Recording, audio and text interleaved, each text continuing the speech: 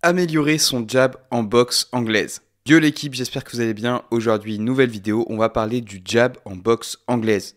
André Ward disait, avec une bonne droite, vous faites le tour du quartier, mais avec un bon jab, vous faites le tour du monde.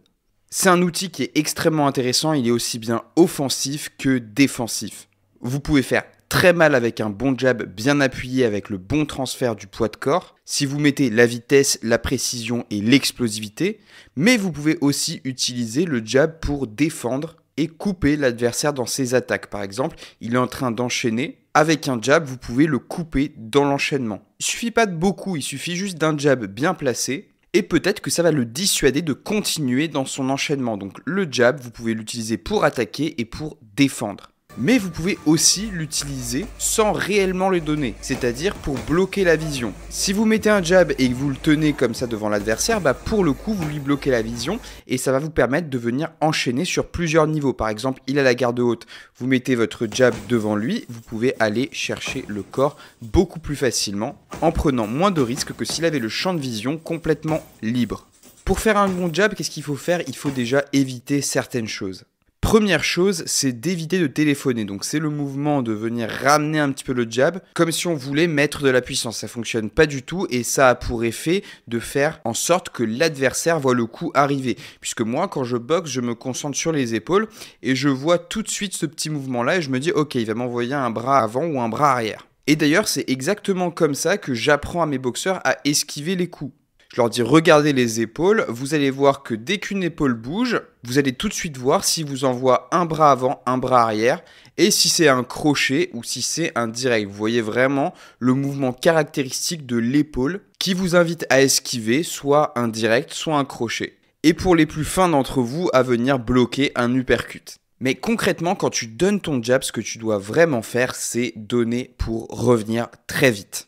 C'est-à-dire que tu dois mettre de la vitesse, de la rapidité, de l'explosivité. Tu dois faire comme si tu avais un couteau. À partir du moment où tu réfléchis comme ça, tu vas avoir un jab qui va être un piston. Il va partir d'un endroit, il va revenir au même endroit. Si tu fais ça et que tu le ramènes comme ça, là pour le coup, à partir du moment où tu envoies ton jab, le mec va peut-être te contrer et comme tu le ramènes d'en bas, tu vas te prendre le contre pleine poire.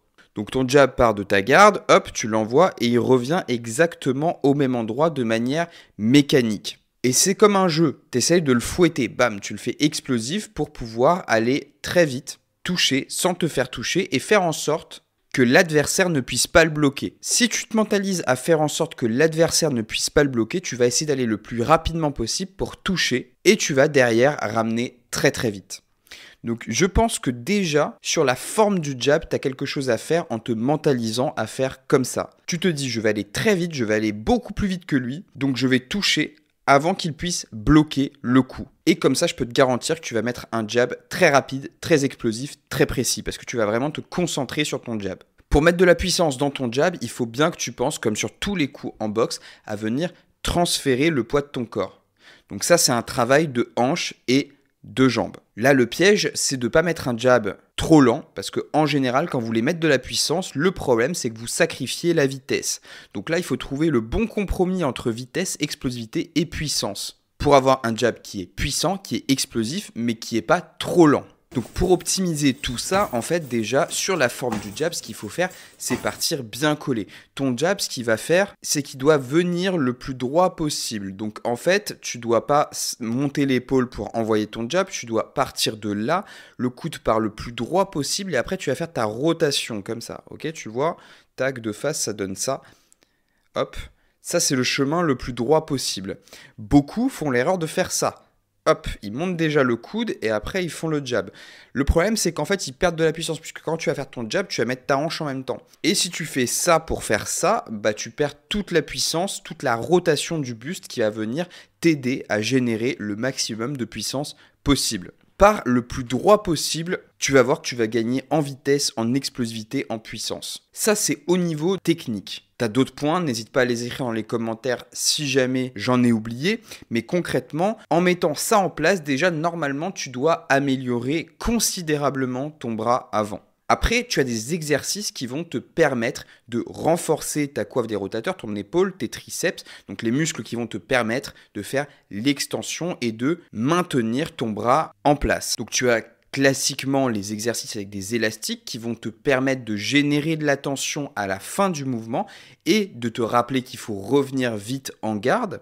Donc ça, c'est plutôt pas mal. Tu peux l'intégrer dans des circuits training. Tu as des exercices qui vont venir renforcer tes épaules, comme par exemple le landmine press. J'ai posté un short il n'y a pas si longtemps que ça sur le landmine press, qui est un exercice qui est très très bon et qui va te permettre justement de développer la puissance, la force dans tes épaules. Et après, tu as tout ce qui va être exercice d'haltéro, exercice de développé militaire, par exemple avec une kettlebell, tu peux t'entraîner en force et venir faire un mouvement de transfert. Par exemple, tu fais du press comme ça à la kettlebell et derrière, tu fais un mouvement de lancer de medicine ball. C'est extrêmement intéressant pour vous les boxeurs. Bref, il y a une multitude d'exercices que tu peux mettre en place pour développer les caractéristiques physiques qui vont te permettre d'améliorer ton bras avant, ton jab.